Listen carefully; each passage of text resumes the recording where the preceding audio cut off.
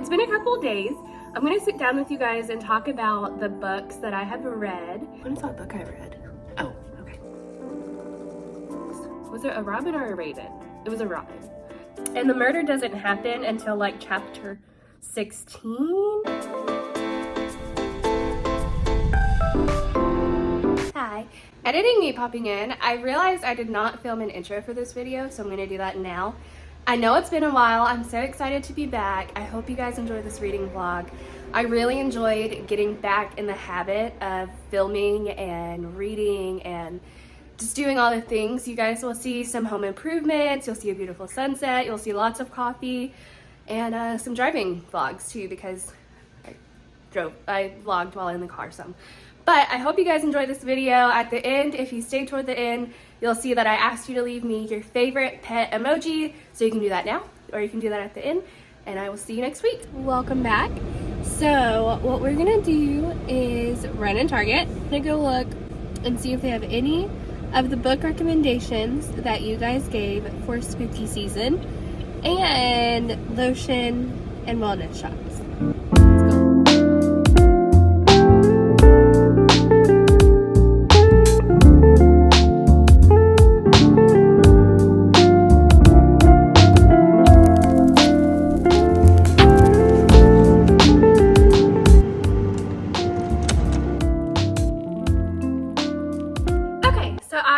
At the house from Target.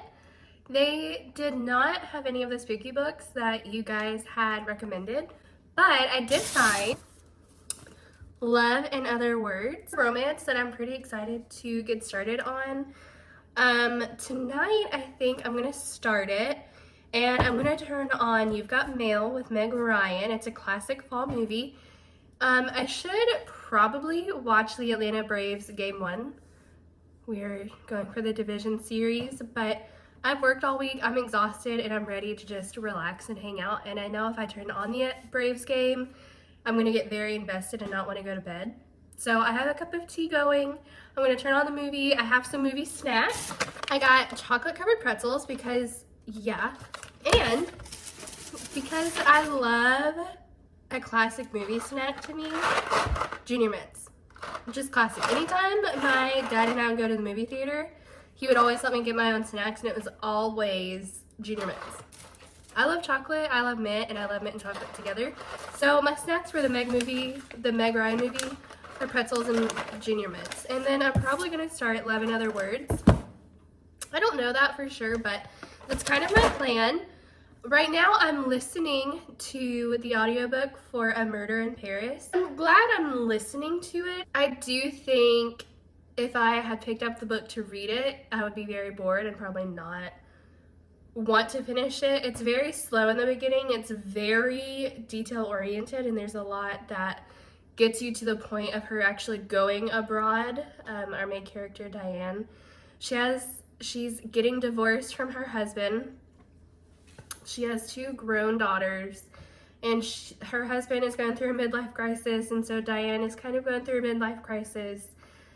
She's never forgotten her college boyfriend who lived in France, and he wanted her to come visit, and she never got the opportunity out of college. She got a job and went straight into work, and so that love was lost. And so now that she's in her 50s, getting a divorce, her kids are grown, she's decided it's time to take the trip she never took.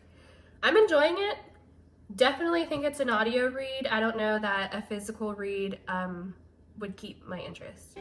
So I was gonna watch the movie You've Got Mail, but for some reason I can't watch it tonight. So I'm watching Princess Diaries instead because it's a classic. Even though it's more of a summer movie, I haven't watched this movie in years. I'm excited. We'll see how the night goes. I still have snacks, I still have a book. We're still happy. Good morning. So last night I did not read any more of my book. I fell asleep. This morning I'm having a cup of tea. I have all the windows open, and I'm gonna start editing. And I'm probably gonna listen to my audiobook as I do this. So I will check in with you in a little bit.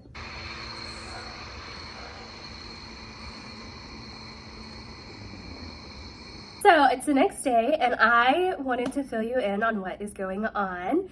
So I'm still reading or listening to the audiobook for The Secret Garden. I haven't gotten that far in it. I had to work and then I've been doing other things, so I haven't been listening to it as much.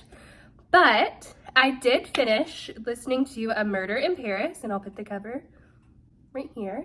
I enjoyed listening to A Murder in Paris. It is not one that I think I would have enjoyed the physical reading of. It was very slow paced. There are a ton of details that I guess we needed. It just felt like there were a lot more details in this murder than there normally are. And I feel like the murder took a long time to get to. So it's a 30 chapter book, and the murder doesn't happen until like chapter 15, 16. And so it just felt like a long setup for this murder that happened really quick. And then after the murder, it kind of drug a little bit, and then all at once it was solved. So I feel like the pacing could have been a lot better. I did enjoy Diane and listening to her self-reflection. I do think she's way too much of an overthinker to be doing a solo trip. That's not a spoiler. So this book, we follow Diane. She's a soon-to-be divorcee. She has 2 grown daughters, and she's in her 50s, so she's kind of hitting that midlife crisis. And she remembers her old love, Stefan. And so because her soon-to-be ex-husband is moving on with his life, he's getting remarried, and he is doing all of the things that he's been wanting to do. He's in his midlife crisis. Diane decides it's time for her to do something. So Diane decides it's time for her to take the trip to Europe that she was never able to take out of college. And so we follow her path. Again, it's a lot of buildup, a lot of detail, and while some of it is necessary, I don't know that all of it was. She meets some really interesting characters. She goes to the Versailles ball that she's been dreaming of going to. She hopes to catch glimpses of her ex-love. He is not there. Or if he is, we don't meet him there, so I can't say he was or was not there, but we do not see him if he was. I don't know if I'm going to continue on with this book, with this series. I don't know. If all of them are as slow as this one was, I probably won't. But I might give it a chance. I think I could really enjoy it. I think it's an interesting concept of being Diane, who's in her 50s, and the path of what could have been if she had gone to France out of college like she had promised Stefan that she would. The next book that I finished after I finished A Murder in Paris is Love in Other Words by Christine Lauren. I really enjoyed this book. This book does contain some trigger warnings such as infidelity, death of parents, there is a car crash, and I think that's it. So in this book we meet Macy, who has lost her mother at a very young age, and it is just her and her dad. And her mom leaves her dad a list of things to go through because her mother has cancer. That's another trigger warning. Her mother has cancer and knows that she's dying, so she leaves a list of things for her dad to help Macy as Macy grows. And so one of those things is they end up buying a cabin, and Macy meets the neighbor boy, Elliot, and they begin on this lifelong love affair, basically. So from the time that Macy, I want to say Macy was like 8, but she might have been 10. So from the time she's 10, so I know she's 13 when they get the cabin. So from the time Macy is 13 till she leaves for college, which is 18, her and Elliot have an on-again, off-again relationship. Like, what are we? Are we together? Are we not together? But her dad, Macy's dad, Duncan, has transformed one of the closets in the cabin to a library for Macy. And so Elliot and Macy sit in the library and read and read and read, and they talk about life. And every time they get together, they say, what is your favorite word? And every time it's a different favorite word, and I love that aspect of literature. Like, I love that avid readers can have a favorite word and that it changes so frequently, because it does. When you read a book and you're like, oh, I didn't know that word. I love the way that sounds. I love what that represents. And so they just talk about their favorite words, and they talk about life updates, what's happening with school, what's happening in their personal lives. But from the time they turn 18, Macy cuts Elliot out of her life. And so 11 years later, we meet up with them. And it is a chance encounter that Macy would see Elliot at a local coffee shop. And from there, the adventure continues. So this is told in a dual timeline, and I think that's a great way to show how the relationship grows and changes over time. We don't learn why they haven't talked for 11 years until the very end of the book, and I think that's a great way to add the suspense, because we really do follow from the time they meet to the time they meet again and everything that happens in between. And I loved this book. I think this book was definitely a 4 stars. The reason it's not a 5-star is because the ending felt very rushed, and I understand the way that it was done and why it was done the way it was. I just feel like it could have been broken down a little bit better and not as all at once, bam. So those are the 2 books that I have read and completed so far this week.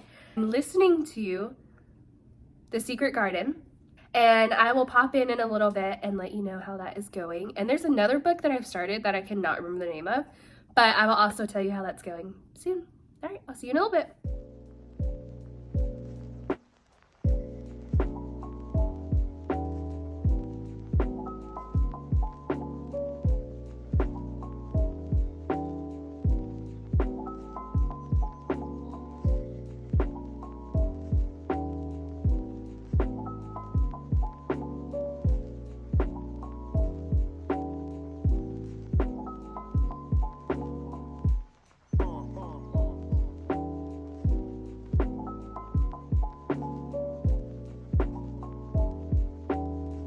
It's been a couple days.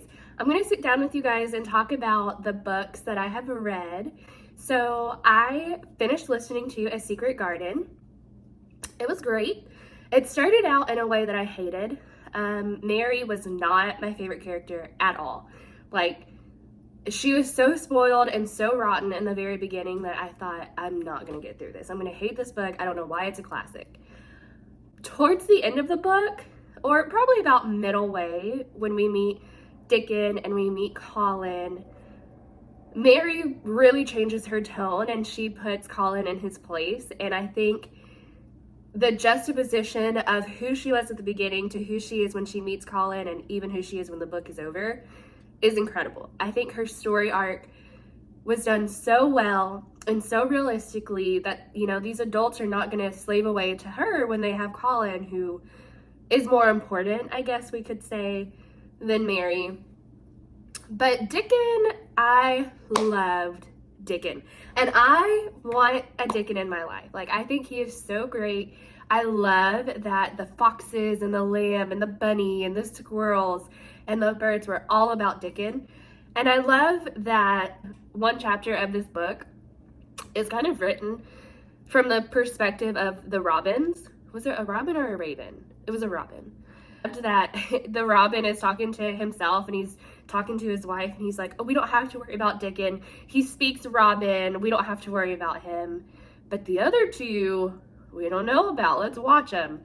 And they think as Colin is getting healthier, he's weird. And the robin is saying, like, our children will not be as developmentally stunted as Colin is. And I think that's so interesting. And so I just think the different POVs that are put in here, and there's not many, most of it is in not first person, most of it is in third person omniscient, but I just think it's so interesting. I loved this book. I don't know that there's really anything I would change. I gave it a 5 out of 5 stars. I understand why it is a classic cult following book. Like, I think it's great. I don't know that I would have enjoyed it as much reading it younger. I know it's typically a younger book. Reading it now as an adult, I think I get the concepts and the principles of what the author was trying to convey more than if I was younger. Like, now that I'm post English major and I've written literary theory papers and I've written college papers and I've done all of these things, I understand the theory behind this book more than Rachel pre-college would have. So I think The Secret Garden is great. I loved the narrator. I think she did a great job with making each character be different and not sound like the same person doing different voices. So the next book that I want to talk to you guys about is The Little Ghost Who Was a Quilt, and it is written by Nason, or Nason, I'm not quite sure. Illustrated by Byron Eggenschweiler. I'm butchering that, and I know that. But I had seen this book all over Book Talk, all over Bookstagram, all over different booktubers, and I thought that is a really cute little book. And so I've wanted this book for a while, but I am a person who I don't buy books immediately. I kind of let them simmer in the back of my head, and if I'm still thinking about it, I go and get them. And this book is one of those books that I have been thinking about since it came out. I think it's so cute, and the tagline of this book is, "It's hard to be a ghost when you're a quilt." The illustrations of this book, I mean, come on, beautiful. It's just so pretty. And I love that the front page here is the color and the texture of the quilt that the ghost is.